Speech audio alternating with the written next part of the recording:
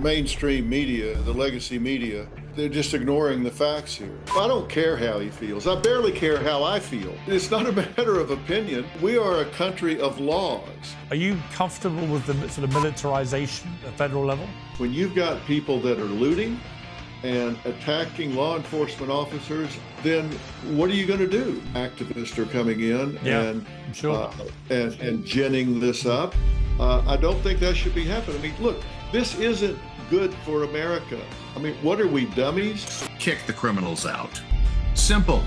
Politicians speaking out in their own political, trying to make this political for their own benefit.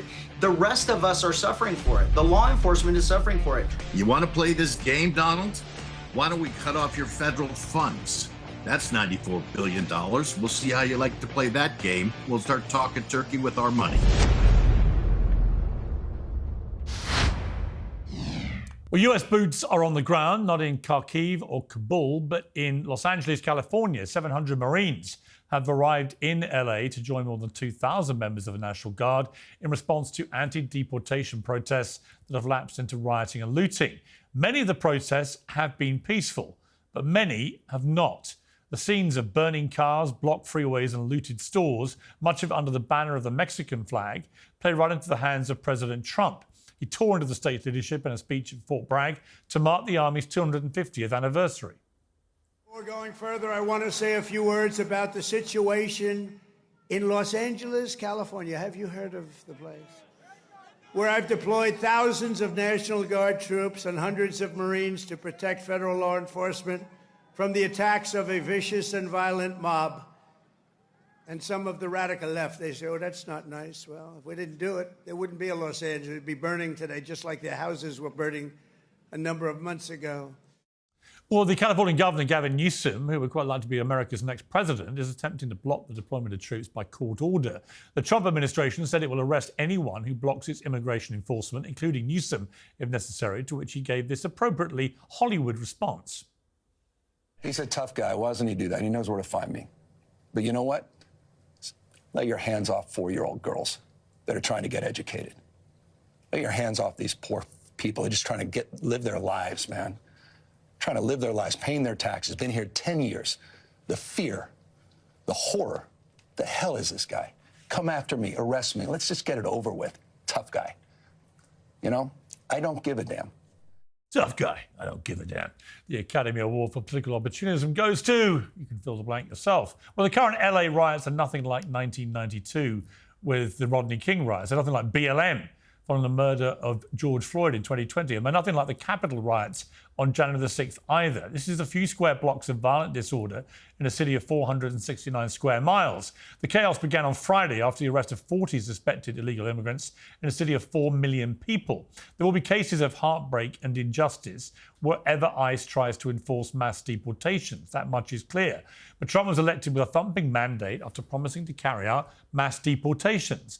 Almost half of the population of LA is Latino, and California has almost 2 million illegal immigrants. So everybody in politics is getting a little bit of what they want from these ugly scenes. The president is the hard man, cracking down on looters and keeping his promises. The governor is the emotional support animal for the little guy, feathering his nest for 2028.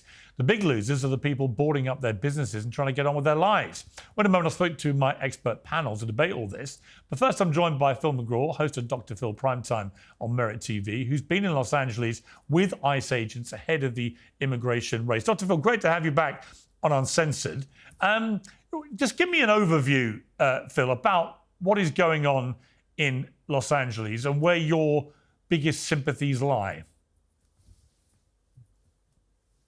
Piers, it's good to talk to you again. And once again, I think the mainstream media, the legacy media, they're just ignoring the facts here. They're really wanting to inflame the situation. They're not wanting to inform people about what's really going on. And I'm really not sure what the objective is of the mob here. I listened to a lot of the speakers on microphones last night, yesterday, really since this all started. And they're demanding the release of the people that were arrested. surely they can't expect that to happen.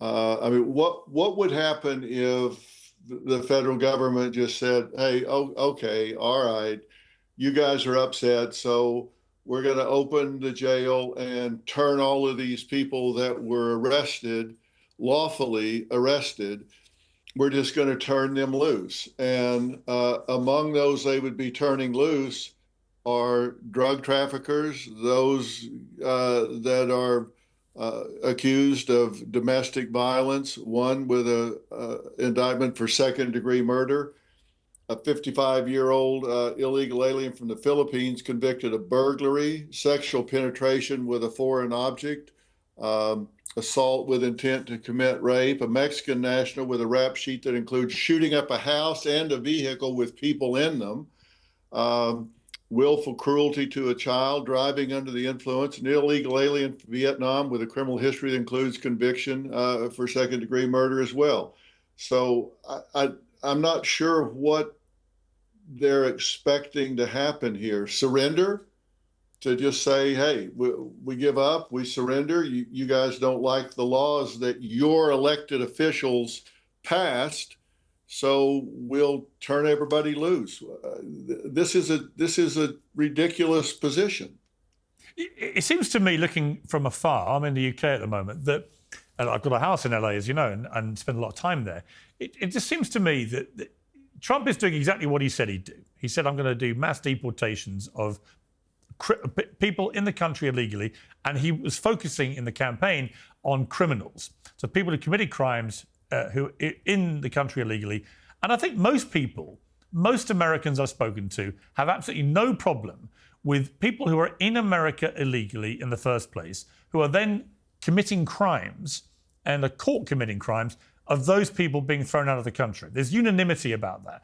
It gets more complicated. I mean, Gavin Newsom talked there about a 4-year-old girl, and that's one of the stories you get, where you get people who, by association, perhaps to illegal people who commit crimes, they get thrown out too, or they're there illegally, but they haven't committed crimes while they've been in the United States, and they built, maybe as Newsom said, a 10-year life, and they've paid taxes and so on. And then you have the dreamers, obviously, who were born in the United States to illegal immigrants and so on. It's complicated, this. What is your view generally about who should stay and who should go? Well, listen, it really, I listened to Gavin Newsom speak about that, and I have several thoughts about what he had to say. First off, I don't care how he feels. I barely care how I feel about this. It's not a matter of opinion. We are a country of laws, and laws are not suggestions. They're not guidelines. They're not optional. They're not Monday, Wednesday, Friday, one week, Tuesday, Thursday, Saturday, the next week. These are laws, and they were passed by Congress. And the people in Congress were elected by those people in Los Angeles. They have representatives in Congress that pass these laws. And once those laws are passed, are they not to be enforced universally across the board? They're not. They're not optional. And the people they're attacking had nothing to do with it. These ICE agents. Do you think anybody asked a single ICE agent, "What's your opinion of the law?" They're hurling rocks at the heads of these ICE agents. And so they're going after them. They had nothing to do with this. But again, Phil, what I would say to that, just to jump in, what I would say to that is, I've watched those scenes and they're utterly horrific. And the people doing that, they're trying to kill people, right? So I would absolutely charge them with attempted murder. You throw a rock at a passing car and smash the windows, you're trying to kill that person, in my estimation. I don't think anyone's got any problem with people doing that. If they're there illegally, then throw them out of the country. But what about the people who are not criminals, whose only crime, and it is a crime because if you enter the country illegally, you have entered the country illegally, you've broken the law. But do you think it's enough if that is your only crime, i.e. you're there illegally to start with, if you built a life, you have a family and so on, is that enough to be seized off the streets by ICE and deported, in your opinion? This month, Tax Network USA is proudly celebrating the birthday of the United States. Today's sponsor wants to mark that occasion by honouring freedom, resilience, and financial independence. And they're putting their money where their mouth is. All of their services are available with 10% off through to July the 4th. And if you're dealing with back taxes or you miss the April deadline, the penalties could add up very quickly. The IRS is stepping up enforcement, but the specialists at Tax Network USA can help you. Whether you're self-employed, a business owner, or your books are just a bit of a mess. Your consultation is free, so take the first step now. Call 800-958-1000 or visit tnusa.com/peers. 10% of all services through July 4th. taxnetworkusa.com/peers. In my opinion, that's the law. And listen, Thomas Sowell was speaking, someone that I admire greatly was speaking about this just a few days ago. I listened to him talk about this, and he said it very well. He said, nobody questions the humanity of most of the people that have crossed the border, even illegally, that there are some good people there, some family people there. The Hispanic population is by and large, their culture is very family oriented. So no one is questioning the humanity of those people, even if they cross the border, but that doesn't make them immune from the law. If you are here illegally, Tom Homan has said it very clearly. There's an app that you can go to that says, look, self-deport, take yourself out of the country if you're here illegally. They give, if you register there, they give you time to get your affairs in order here. They give you a plane ticket to fly you back to where you came from when you entered the country illegally. They even give you $1,000 when you get on the ground back where you came from to help you get your feet under you there. But if you stay here and you are arrested, they have to find you, arrest you, process you, and send you out. You face bars. It can be 5 years, it can be 20 years, it can be forever to come back into this country if they have to find you, arrest you, process you, and deport you. So the whole reason of being so transparent about this process is to let people know if you're here illegally, you need to take measures to remove yourself so you can then file for a visa and come back in here legally. So I think if you're here illegally, you're here illegally. Now, if you don't like that policy, I'm sorry, if you don't like that law, then change it. These people shouldn't be protesting on the highways in South LA. They should be going to the Capitol in DC and protesting to the legislature to change the immigration laws. But there are estimates that the number of illegal immigrants in the United States, a country, of course, founded on immigration, that there could be as many as 30, 50, maybe 80 million people in the country illegally. No one's really quite sure, but it's tens of millions, whichever figure you want to buy into. Would you be happy, Phil, given that a lot of those people have settled in the United States for many years, had kids maybe in the United States, got a job, paid taxes, contributed to society, maybe doing a lot of menial work that is very important to keeping America running? Would you be happy if literally all of them were deported as a matter of principle? I think we would be in a serious crisis if everyone left this country. And I think we need to address that. I think we need to address that in the legislature. I mean, clearly, this is a country of immigrants, some legal, some illegal. And if we have dysfunctional immigration laws, then we need to call an immediate session of Congress, address this, and find a way to get visas for these people, work visas, whatever kind of visas, or get the immigration courts unstopped. They're stopped up right now. Get that blockage out of the way so you can actually process people. But the reason they're stopped up for 7, 8, 9 more years is because all the people that have filed for asylum when they didn't have a good case for asylum. And when they get there and it's denied in the vast majority of cases, then they're given an order to leave and they don't. So they overstay, but they clog the courts up. So people that have legitimate reasons don't ever get a chance to have their day in court. I don't think our immigration laws are functional, but those are the laws right now, Pierce. And what do? How do you? These laws aren't optional. They're not suggestions. How do you decide that you're going to enforce it for this person, but not that? Well, I person? think that's the big question, isn't it? I mean, I that's why I think, funny enough, if Donald Trump, through his team, including Tom Homan, I think it's a very impressive operator, actually. But if they had made it clear that the first raft of deportations were going to be exclusively restricted to people who were in the country illegally who had committed crimes, I think they would have had universal support from everybody. I think it's the fact that so many are being deported at such a rate that inevitably certain people are falling through the cracks here who have not committed any crimes, who may have built a life for themselves in the US, living the American dream in many ways, right?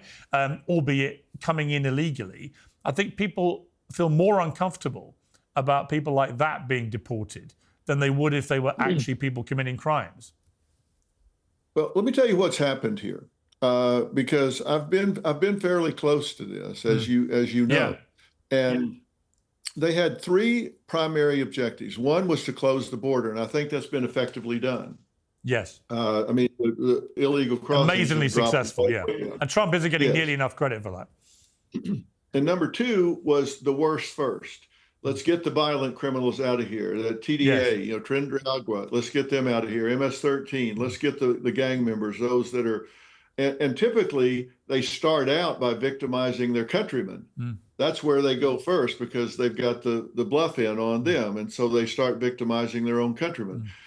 And then third is find the missing children. There are a minimum of 300,000 missing children. Now, some of them have found their way to family and they're safe, but an unsettling number are being sex trafficked or they're into forced labor, and they need to be found, helped, given services, medical, psychological, sociological, and reunited with their families. So those are the three prime directives. But here's what's happening. In sanctuary cities where they refuse to cooperate with ICE, where one agent can go in and arrest one detainee that's in jail, they instead have to do a complete operation to arrest this person on the streets. And when they go in, say, to an apartment where maybe there are 8 or 10 people living, they're going to check who they're with. And if those people are simply here illegally but haven't committed a crime, they're not going to say, oh, well, we'll overlook that. You're here illegally. By law, they have to detain them and take them in for deportation. They're creating that which they fear the most. They're forcing the agents into the community to deal with people that maybe aren't violent criminals. So they're creating that which they fear the most. And look, the mainstream media is not reporting the facts. What happened in LA and what happens in most of these situations are interagency situations. In LA, this was a multi-agency situation. There was a search warrant issued by a federal judge against a company that is alleged to have undervalued imports, some counterfeit, by $80 million. They had underpaid their tariffs by an estimated $17 million. Half of their workforce were illegal immigrants. And so when they go in to serve this search warrant on this alleged criminal enterprise, these illegal aliens get caught up, these illegal immigrants get caught up in that sweep of this criminal enterprise. So they get arrested. Nobody's reporting the fact that this was a interagency operation. And now, not every agency was involved, but U.S. Marshals were there, FBI was there, ATF was there, ICE was there.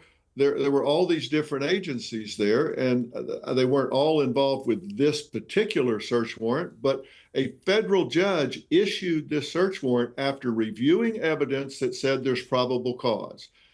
Why isn't anybody talking about that? But do you feel comfortable, as it escalated, about the National Guard coming in and Marines being put on standby? Are you comfortable with the sort of militarization of the way this has been dealt with at federal level?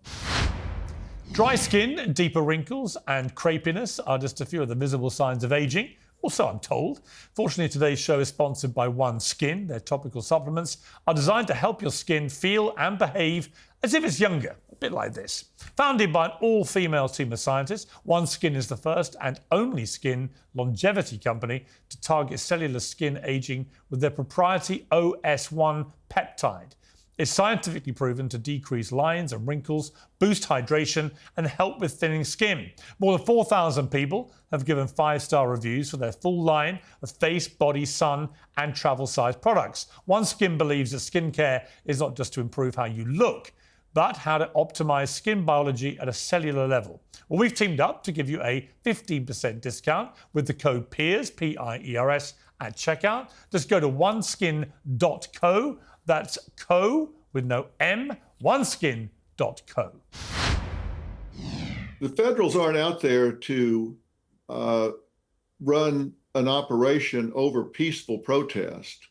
They're out there because Gavin Newsom and Karen Bass have not done their job, and they aren't controlling the streets. When you've got people that are looting and attacking law enforcement officers, and you've got the governor and the mayor of Los Angeles who are not doing what they swore to do, which was uphold the Constitution and enforce the laws of the land, then what are you going to do? Now they do need somebody to come in and bolster efforts to get this under control.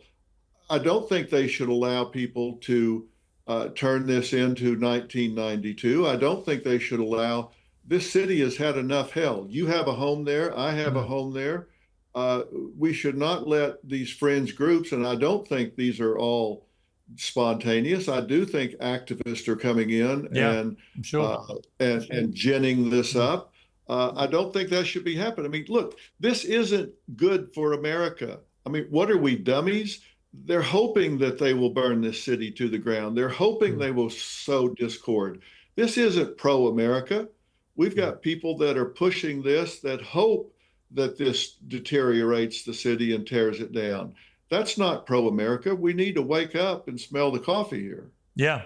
Finally, Phil, I can't let you go without you imagining for a moment on your globally renowned show that you had two guests, one Donald Trump, one Elon Musk. Two extremely successful people, very rich people who had a very intense and very close mutually beneficial relationship and then a spectacular falling out. And this morning we wake up and Elon Musk has said he regrets some of the things he tweeted or posted on his own platform X about Donald Trump last week, saying that his name is in the Epstein files, that's why they're not being released, saying he should be impeached and so on. I'm assuming those are the ones he wishes he hadn't now sent. What do you make of this? And in your experience of human beings, how likely is it, and you know Donald Trump well, you know Elon Musk, I think, how likely is it they'll be able to patch things up? Well, I think they will patch things. I think they are patching things up right now. But, you know, how often have people said, seemed like a good idea at the time? Man, I've said there should be some kind of, I've always said there should be a breathalyzer on our computers. And I think there should be at least a wait period. I don't think either one of them were intoxicated when they did this, but impulse control gets the best of us. And I tell you, when I write something out, when I do a post on any of the social media, it's good to sleep on it and look at it the next morning. It seems like a real good idea at 2:30 in the morning when you're all pissed off, and then the next morning you go, "Oh, I'm glad I didn't hit send on that button." Well, apparently Elon Musk sent his mea culpa at 3 o'clock in the morning. So I don't think he's getting much sleep at the moment. No, probably not. But listen, these are two really intelligent individuals. I don't think everybody agrees with everything they do, but I do think they want good things for this country. And I certainly think they've started to mend things. Are they ever going to get back into what people called a bromance? look, when this thing started, you can't have two bulls in the ring. You can't have two number ones, two alphas at the same time. That's destined. I mean, Lassie can figure out this is not going to work. This is not going to work for very long. So yeah. I think it was kind of inevitable, and also inevitable. I think that when Elon calmed down, he realized you're not going to win a battle like this with the president of the United States. You might be the most successful businessman on planet Earth, but he remains the most powerful man in the world, Donald Trump, and that will always prevail, I think, in a spat like this. I think so, and I hope they work it out and get along. I would certainly counsel both of them to say, hey, take a break. Forgiveness, there's a lot of power in forgiveness, and I hope both of them will listen to that and find a way back to working together, because I think they've done some good things together. Yeah. Dr. Phil, great to have you back on Uncensored. As always, speaking so much sense. Much appreciated. All right, take care, Piers. You're doing a great job as usual. Let's debate this now with my expert panel. I'm joined by the businessman, Stephen Cloobeck, who's running to replace Gavin Newsom as the Democratic governor of California next year. The Riverside County Sheriff, Chad Bianco, who's also going to run for governor as a Republican. And political commentator, Kaizen Asiedu, who's been at the protests this week. All right, let's start with you, Kaizen. I just spoke to Dr. Phil, who painted a pretty detailed picture of what is going on there. His view is that the protesters, the rioters, are the ones who are actually causing violent damage and so on, that they are reacting ridiculously to what has actually happened here. What is your view from the ground? So, first of all, violence is always ridiculous. It's not a way that we get things done in civil society. So it doesn't really matter what the circumstances in. These people shouldn't be getting violent. That said, I think what's happening is people are conflating two different groups of people. There are people who are peacefully protesting, and I got to check that out myself in person on Sunday at a pre-planned organized protest at City Hall. And then there are people who are rioting, who are vandalizing things, who are torching cars, who are throwing bricks at police officers. There's a lot of confusion about what percentage of the audience is the former versus the latter. But to be clear, the latter should be dealt with a hard line, because that's not how we do things in this country. And that would be certainly my view. Stephen Cloobeck, you want to be Democratic governor one day here. How do you think Gavin Newsom's been handling this? Well, look, I think first off, the president and Tom messed up. They didn't create a perimeter. I mean, just as they did when they took down Diddy, they created a perimeter. They used DHS, HSI. I've worked with State Department, HSI, CBP, DHS. They always create a perimeter in a safe environment. You got to protect these officers and the civilians around us. By the way, Sheriff, you've been at my house. Why are you wearing your uniform and running for sheriff? That's against California law and election law.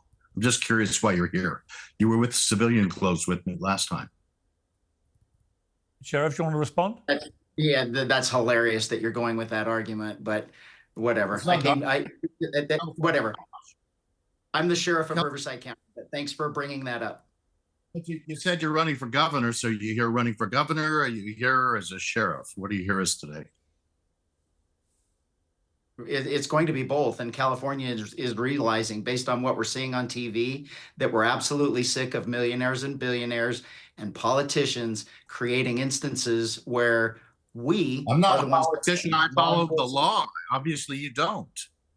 Piers, I'm not sure what we were brought here for, but we've already dealt with this ridiculous allegation of unlawfulness with a sheriff uniform, but this is absolutely silly if we're talking about this. Well, to be honest with you, I didn't actually know that this was going to be raised or is an issue. But just to be clear, Stephen Cloobeck, what is it that you're alleging about Sheriff Bianco? Well, in California, we've got California Civil Code 3206, and you cannot, use your seal, uniform, and imply an endorsement if you're running for federal office. I mean, the sheriff was with me in my home, and he was in civilian clothes, and that's good if you want to run for office, but you can't use the people's money and your seal and endorsement and our money. You could be here one way or the other, Sheriff. If you want to be here as a sheriff, great. That's cool. but don't say you're running for governor if you're going to be here as a sheriff. So, Sheriff, what is your response to that charge then? That you shouldn't be in uniform if you're talking as a potential Republican candidate for governor? It's a talking point for someone that has absolutely no legitimate argument to raise themselves up, that they have to bring someone else down. The Democrats already tried this several months ago when they brought this up, and the state government and federal government have already said that it's a ridiculous argument. And the fact that we can't even come on here and talk about what's going on because someone else is trying to attack one of their opponents that is obviously the front runner in the California election. Is this Sheriff, really you want to represent yourself as a sheriff of Riverside County? That's great. Don't say you're running for governor at the same time.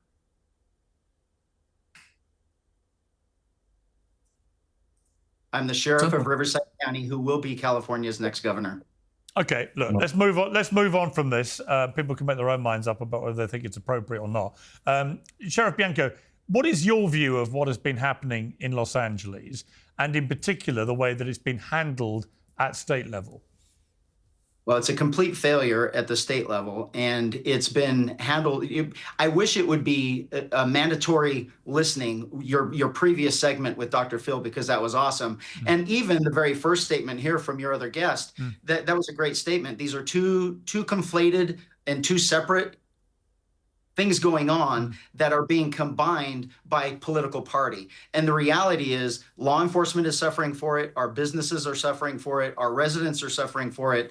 And this is being used as a political ploy and a political tool for different sides to just argue against each other and create more of a divide within the public that we're all supposed to be serving. I mean, I think we'd all agree that violence is completely unacceptable, and we've seen a lot of that. The Democrat attempts to try and play down the violent aspect of this, I think, is disgraceful. It's pretty obvious when you're seeing people torching cars, looting shops, throwing rocks at cars as they speed past, which could kill people. This has been a very violent series of events in Los Angeles. But let me ask you, Kaizen, about the bigger picture, I guess, behind all this, which is ICE, immigration, deportation, who should be deported, how fast they're doing it, and so on. Dr. Phil painted, like I say, a pretty detailed picture of why he believes the federal government is acting entirely not only within its rights, but also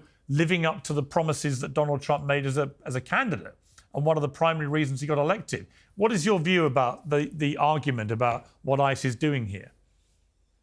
Yeah, so look, Donald Trump got elected on the promise of resolving the illegal immigration situation. And right now he's trying to do it. Now, there are good ways to do it and there are bad ways to do it. And I think we can talk about what we want to do, but also how we want to do it. So there are 10 to 20 million people in the country illegally right now.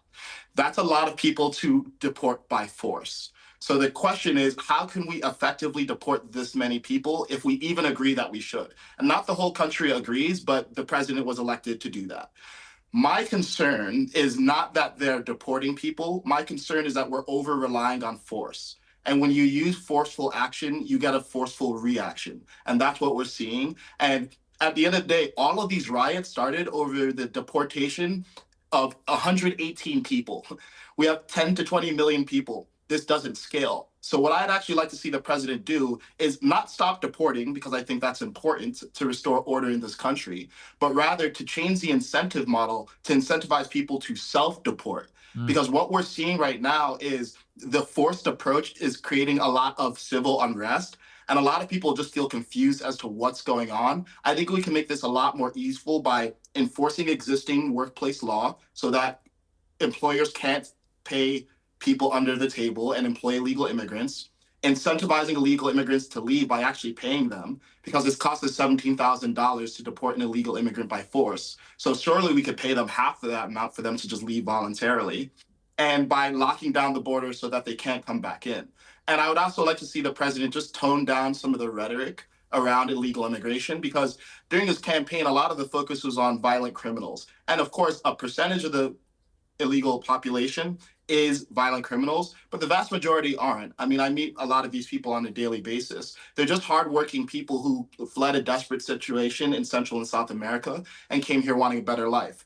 But they have to enter legally. So we need to remove them from the country, but we can do that humanely and while minimizing force. I mean, it seems to me, Kaizen, talking to Dr. Phil, I asked him this question, but I don't really speak to any Americans. I speak to a lot of Americans, but I haven't met any yet who have any objection in the principle of deporting illegal immigrants who've committed crimes, right? They're all just like, right, straight out the country. Everyone's agreed about that. So let's park. You don't think so? No. I mean, I live in California, so I have a lot of liberal friends, and a lot of people are not on board with deportations. And I think this is hang on. No, just to be clear, specifically deportation to people in the country illegally who then commit crimes in the United States. Yes, I think people are on board about that. Right. So I think we should park that category of deportation targets to one side, because it seems to me everyone's pretty well agreed that in principle that is fine. It gets more complicated when you have, for argument's sake, someone who came in the country illegally 10 years ago, has now had family in the United States, has got a job in the United States, is paying taxes in the United States. What should happen to that person if they get caught up, for example, in an ICE raid in the neighborhood, and then it turns out they're there illegally? How do you feel about that person being deported? Mm-hmm. Yeah, and this is the thing that I think everyone was dancing around during the election. I think all people who are here illegally need to leave the country. Right. And I think we can do that compassionately. So I don't want to see a mom who's been here for 10 years being rounded up in an ICE raid on the street and suddenly having to go to Mexico 48 hours later. What I want is a system where people are given advance notice. We can give them like a year's notice and say, hey, look, you have a year to get your affairs in order. And although we understand that you're just a human being who wants to have a good life, the thing that makes America awesome is the fact that we follow the rules here. There are 7.6 million people in our immigration backlog who applied for green cards and tried to come here legally. It's not fair to them. It's not fair to us. We need to do things the right way. So we're going to pay you a resettlement fee so that you can go back to your country of origin with minimal disruption to your life. But you do need to go. And is that going to be expensive for American taxpayers? It is, but that's also the cost of restoring the perception of fairness and order in this country, which is something that we've lost, and I think why we're so divided. And if we don't figure out a way to resolve this, it's going to continue to be a political talking point every 4 years. And aren't we all tired of this? Yeah, I agree with you. Stephen Cloobeck, I mean, Trump has had a massive success on the southern border, for which I don't think he gets enough credit. Reducing the number of people coming in illegally on that border by 96% in his first 3 months is a stunningly successful achievement, which should be applauded by people from all sides of the political divide. I mean, just to start with, do you applaud him for that? A+ for that, but we had a beautiful bipartisan bill in 24 that would have solved 80% of these issues. 80%, there would have been a true pathway to citizenship. We would have had a strong border. Trump absolutely hijacked this. It was a great, beautiful bipartisan bill. Okay. We've got people that need to be adjudicated quickly, that have been in the system a long time. Hire the necessary judges, get pro bono counsel, get people on the rolls properly. And you know what? Kick the criminals out. Simple. Right. So you say it's simple, but you ended by saying kick the criminals out. But do you categorize somebody who's in the country illegally as a criminal? If you did not fill out your paperwork properly, okay, immigration is so complicated, Piers. And by the way, I admire the way you handle yourself. Immigration is very complicated, okay? And you have to understand there's such thing as asylum, correct? Right. There's proper immigration, correct? Yes. There's visa policy, which has many facets to it. There's visa waiver for those that come into the country for visitation. There's proper visa application for farm workers, day workers. People like me. I'm on a visa. Yeah. That's correct. And you follow our laws. Yes. And you're here on probation. And if you do violate our laws, then you have due process. Okay. But if you came into this country and you violated any of our laws, I have zero tolerance for that. I have a problem with the following. I have a problem with the way the Trump administration came in under the cloak of darkness or the day of light without telling the governor in advance to set up a perimeter and give the governor a chance to give the officers safe harbor to do what they needed to do. That's where I've got the problem. But just before I go to the sheriff, just to be clear, do you view people who are in the country illegally as criminals? If you violate any law in the United States of America, Well, I'm talking about the mere fact they've entered the country illegally. through our porous borders, Well, just if they've come into the country illegally. if you come into the country illegally, if you're here and you overstay your visa waiver, you are here illegally. If you're collecting money on a visa waiver, you are collecting money illegally. You are subject to due process in the court of law. Okay. Sheriff Bianco, this whole incident in LA has magnified what is going on with the Trump immigration policy. You know, I thought that Kaizen articulated it very well, what a potential way to resolve this is. What did you think of what he said? Do you have a better plan? I think what he said is exactly spot on. I think that's the voice of reason. That's the voice of common sense. And what we're talking about here is completely riotous behavior that is being allowed and has honestly been enabled over the last 10, 20 years of this progressive rule that is anti-public safety. And this was being allowed to exceed what it should have been done over days because there was no action. You have the largest two law enforcement agencies in the country that were being overrun to where they had to call for help, for backup from the four surrounding counties, and we had to send reinforcements in.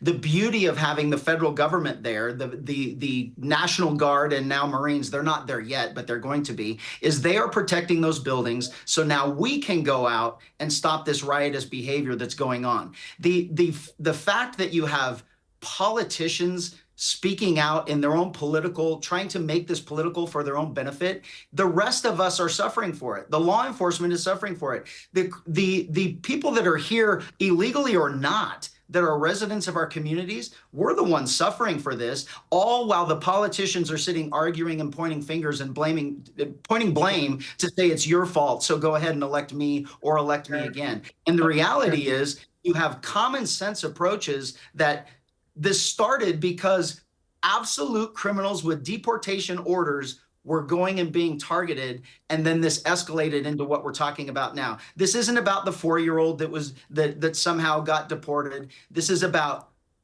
violating our laws. It is victimizing the rest of us, and the politicians are making this happen. I would be willing to bet that if Case and I sat down at a table with maybe a handful of other adults, we could solve the immigration process, because it's going to take compassion. It's going to take the rule and the order of law to make all of this happen. But it's going to take absolute adults that have nothing to do with politics in order to fix this, because every single politician is using this and has been using this for decades for their own benefit during election cycles. All right, Stephen, I can see you remonstrating. We couldn't hear what you were saying, but I just want to respond to that.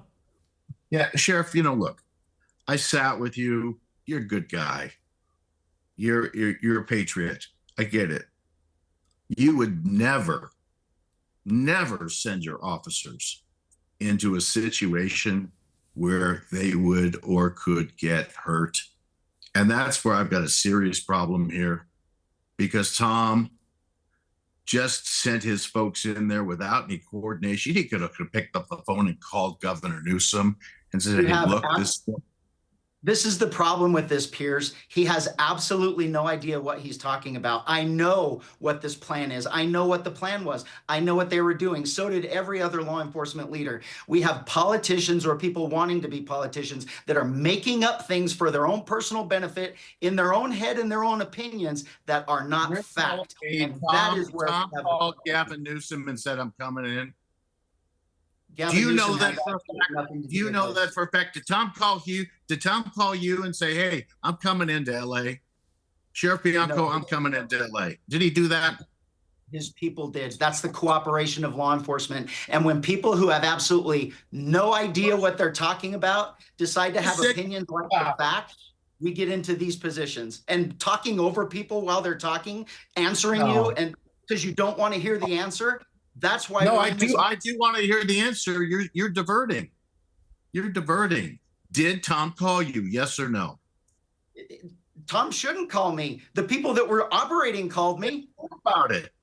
This is proof that you know nothing about what you're talking about, and this is politics destroying everything. You have no business managing this. The governor has no business managing this. People, the governor certainly does when it comes to posse comitatus. It certainly does. Do you know what posse comitatus means, Sheriff? I'm not sure you do, but Piers, come on.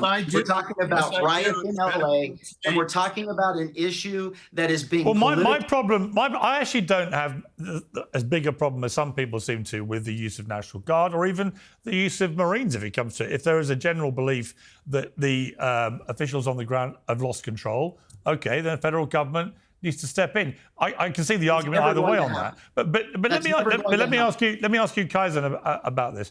A lot of people are uncomfortable about that. They do feel that it's an excessive use of federal firepower and a kind of creeping militarization that you would normally see associated with some kind of fascist state. What do you feel about, in particular, the deployment of National Guard and potentially hundreds of Marines? Here's this is for Kaizen, sorry. I'm sorry. Whenever the executive uses their power, there's a risk that they overuse it, right? And the question is, in this specific incident, was the use of the National Guard justified? And I believe it was. I mean, what happened was on June 6th, the riots started to break out. On June 7th, they called in the National Guard. On June 8th, the LAPD chief said that they were overwhelmed. And the morning of June 8th, 300 National Guard arrived. And then June 9th, more people arrived. And given that last night we just had a curfew instated in LA, it looks like this has been a big enough problem that we needed backup. So I'm glad that there's backup here. And obviously, I want to make sure that Trump doesn't go too far. And it's not without precedent to use National Guard to quell unrest. And frankly, as someone who just lived through the LA fires and saw how poorly that was managed by Karen Bass and Gavin Newsom, I'm actually glad that the president stepped in because I don't have a ton of confidence in local leadership to deal with these things. That said, I think Gavin Newsom has made a good point, which is, hey, the president has been fomenting the kinds of conditions that can become inflamed very quickly in his rhetoric and the forceful ICE raids. And to clarify, the particular raids that happened on June 6th were actually not immigration enforcement actions. It was about busting cartels, but they happened to find some illegal immigrants and they arrested them. That said, this brings me back to the bigger point, though, which is we've created an environment where stuff like this is going to happen. The more that we keep on pounding the table about violent criminals and rapists and drug dealers and honestly demonizing the entire illegal immigrant population, the more that people are going to react when they see ICE suit up in LA. So I think we need to just take down the rhetoric, have a plan that's more focused on incentives rather than force, and then we don't even have to be in situations where the president needs to deploy the National Guard. But there are situations where it's needed, and I'm glad that he did here. All right, Stephen Cloobeck, I mean, do you accept that there are circumstances where you do need to deploy National Guard and, if need be, Marines and the way that's been done, even if you don't think it was appropriate here? As long as you handle it properly and effectively to start with command and control and unify with the state of California and the local community, whether it's city or county. And if they don't want to cooperate, yeah, then bring them in. But give them an opportunity to cooperate. I don't believe for a moment they picked up the phone and spoke to the governor. I don't believe that. And you all can think what you think, but I know that's not true. This is Vendetta City here. Instead of unifying and working together, let's work together. It's not California versus Donald Trump. And Donald Trump loves to stoke the flame, California this, California that, like there's a spigot for our water. There's no spigot in California. Come on. Look, tell him to be a big boy, put his big boy pants on, and pick up the phone and work with California. Don't fight against us. Unify with us, would you please? We're the fourth largest GDP in the United States. You want to play this game, Donald? Why don't we cut off your federal funds? That's $94 billion. We'll see how you like to play that game. You'll be on an airplane in a heartbeat to California. We'll see you in LA, Sacramento, or San Francisco. We'll start talking turkey with our money. Okay?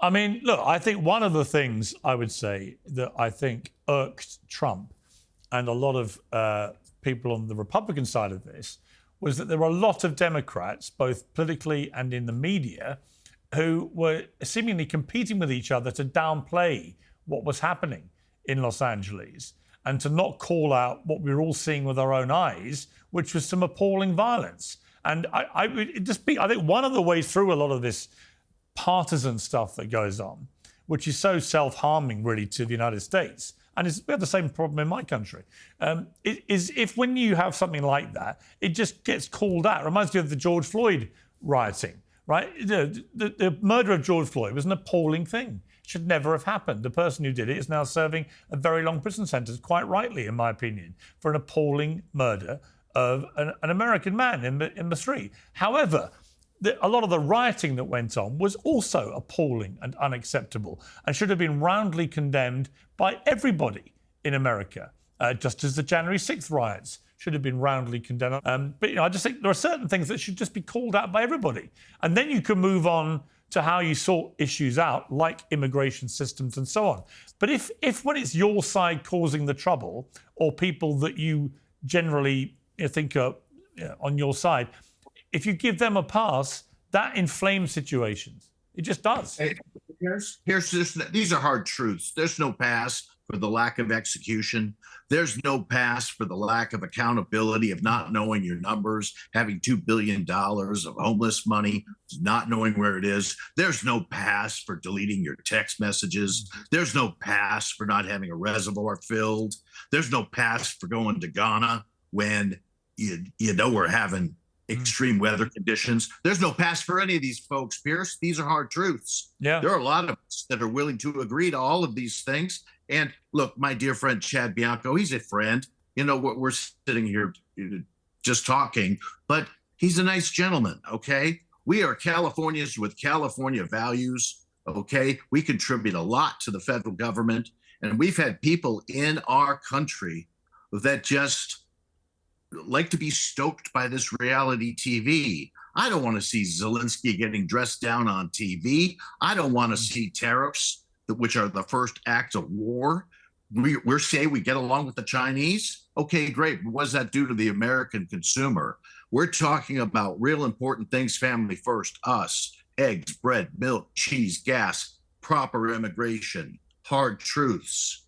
Okay, the customers of America need to get more than they bargained for. Okay, we're paying tax dollars. Kaizen, you've got your hand up. I actually want to give you the last question, which is simply this. Which of these two men, if you had a choice between the two of them to vote for as a California resident, which one would you vote for? I don't know either of them, but based on what I've seen today, I would vote for the sheriff. I think he comported himself in a way that we need to see our leaders do more. I think he was more respectful in the dialogue. And I think it actually goes to what you said, Piers. Like, we just need to go beyond sides and partisanship. It's really exhausting. And we're choosing partisanship over principle. And we get into these situations where the left is not dealing with violence and the right is allowing any rhetoric to be permissible because they're responding to the left. And it's ridiculous. And most Americans don't feel like they're right or the left. They feel politically homeless. They feel disenfranchised. And they actually want to hear about politics less because, by the way, if politics is a form of entertainment, your political system is probably not working very well. Yeah. So, yeah, I'd like to see the left take a hard line against any violence, period. I'd like to see them cooperate with our commander-in-chief to follow the mandate of following through on resolving this immigration issue, on both the illegal immigration issue and the legal immigration issue. And on the right, I would like to see the right call for more compassionate rhetoric from our presidents and anyone who's in charge of these deportations. Because hopefully one thing we can all agree on is, hey, the humans who are here illegally broke the law.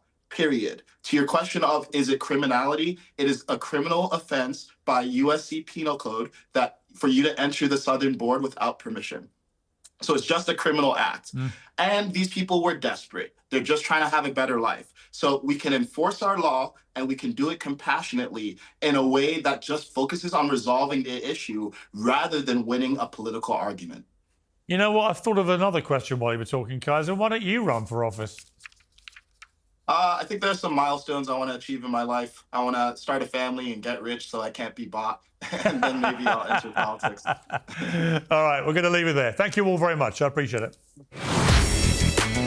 Piers Morgan Uncensored is proudly independent. The only boss around here is me. If you enjoy our show, we ask for only one simple thing.